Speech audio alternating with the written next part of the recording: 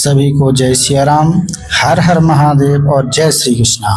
स्वागत है आप सभी का हमारे एवं तिलक में। और जैसा भी आप सभी ने हमारा थंबनेल देख लिया है कि किस बारे में आज हम आपसे चर्चा करने वाले हैं, तो आप देखिए हमारे मध्य में श्री रामचरितमानस ग्रंथ रखा हुआ है और आज हम सीखने वाले हैं कि किस तरीके से हम अपने घर पर श्री रामचरितमानस का पाठ कर सकते हैं।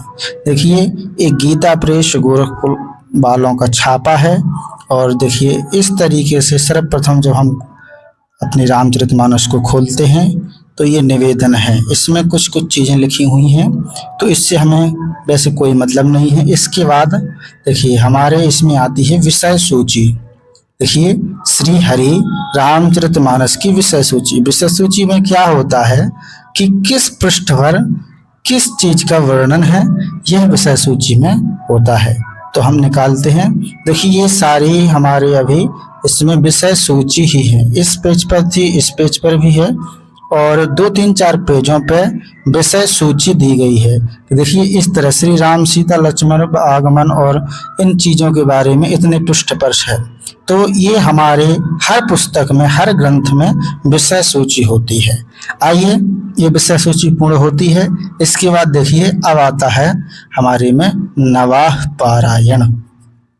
इसमें बताया गया है देखिए कि पहला विश्राम, एक नवाह पारायण होता है और एक मास पारायण होता है। ये मास पारायण है और नवाह पारायण। तो जो भी 9 दिन में रामचरितमानस का पाठ करना चाहें वो नवाह पारायण करें और जो 1 महीने में रामचरितमानस का पाठ करना चाहें वो मास पारायण करें। एक पारायण 1 दिन में किया जाता है। देखिए, ये पारायण की विधि बताई गई है। श्री रामचरितमानस का विधि पूर्वक पाठ करने वाले महानुभावों को पाठ आरंभ के पूर्व तुलसीदास जी, श्री वाल्मीकि, श्री शिव जी तथा श्री हनुमान जी का आह्वान पूजन करके पश्चात तीनों भाइयों सहित श्री सीताराम जी का आह्वान, षोडोपचार पूजन आदि से करना चाहिए और पाठ का आरंभ करना चाहिए। सबके आवाहन पूजन की विधि नीचे बताई गई है। देखिए इस तरीके से अथ आवाहनम ये बताया गया है और इससे देखिए श्री तुलसीदासाय नमः, श्री वाल्मीकाय नमः, श्री गौरी पतये नमः, ये सब आप पढ़ करके यहाँ से प्रारंभ करना है। देखिए, आप निर्वृत्त आचमन आदि से निवृत्त होकर के यहाँ से प्रारंभ करना है। ये आपको मंत्र पढ़ करके, विनियोग पढ़ करके आपको न्यास कर लेना है। न्यास कैसे होते हैं, अगर आपको नहीं आते हैं तो वीडियो हम बना देंगे, आप कमेंट बता दीजिए कमेंट में, हम वीडियो बना देंगे आपके लिए। इसके बाद देखिए ये हमें करन्यास, हृदयन्यास, इन सबको पूर्णतः करके हमें श्री रामचरितमानस का ध्यान करना है। ध्यान कैसे करना है इसमें लिखा है। तो इस तरह आप इन चौपाइयों को पढ़ करके, हम आपको सभी को चौपाई पढ़कर बताएंगे तो बहुत लंबा वीडियो हो जाएगा, इसीलिए हम आपको जितना बता रहे हैं उसी हिसाब से आप समझते जाइए। ये हमारी तस्वीरें हैं और यहाँ से हमारी रामचरितमानस प्रारंभ होती है। देखिए, प्रथम सोपान श्री रामचरितमानस श्री जानकी वल्लभ विजयते, श्री बालकांड सर्व हमारा प्रथम कांठ है बालकांड। श्लोक सहित वर्णनानाम अर्थ श्रृंगानाम रसानाम छंदसामपि, यहाँ से हम प्रारंभ करते हैं रामचरितमानस को। और 1 दिन में अगर आप मास पारायण कर रहे हैं तो आप 1 महीने में रामचरितमानस को कर सकते हैं। अगर आप नमः पारायण कर रहे हैं तो 9 दिन में रामचरितमानस को कर सकते हैं।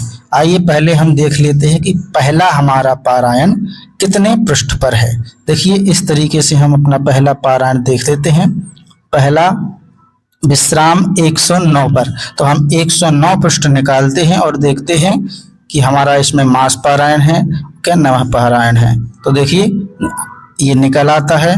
देखिए नवः पारायण, देखिए 109 संख्या ये आपको दिख रही है और इस पर जो आप देख रहे हैं नवः पारायण, पहला विश्राम, नवः पारायण और मास पारायण चौथा विश्राम।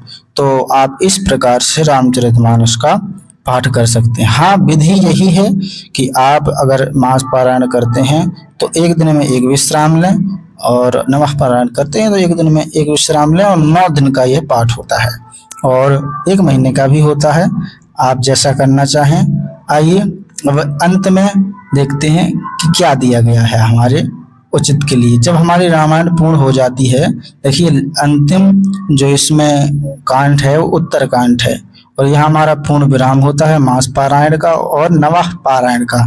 तो यह विधि बताई गई है। इसके बाद हम आरती भी कर सकते हैं। आरती बाद में करनी है, पहले हमें हवन की विधि समझना है। जब हमारी रामायण 9 दिन या 1 महीने में पूर्ण हो जाती है, उसके बाद हमें हवन करना है। हवन कहाँ से कहाँ तक करना है? देखिए, कागभुषुंडी रामायण दी जाती है हमारे रामचरितमानस में उत्तर कांड में, तो हमें उत्तर कांड में 63वां दोहा निकालना है। आपको 63वां दोहा पहले निकाल लेना है। देखिए इस तरीके से हम 63वां दोहा निकाल लेते हैं। नाथ कृतारथ भयो में तब दर्शन खगराज, यहाँ से लेकर के हमें 68 यानी कि 68 दोहा तक हवन करना है। इन चौपाइयों को पढ़कर हवन करना है और हमारी रामायण फिर इस तरीके से पूर्ण हो जाती है। तो आपको आशा करते हैं कि वीडियो पसंद आया होगा। हरे कृष्णा, जय श्री राम, हर हर महादेव।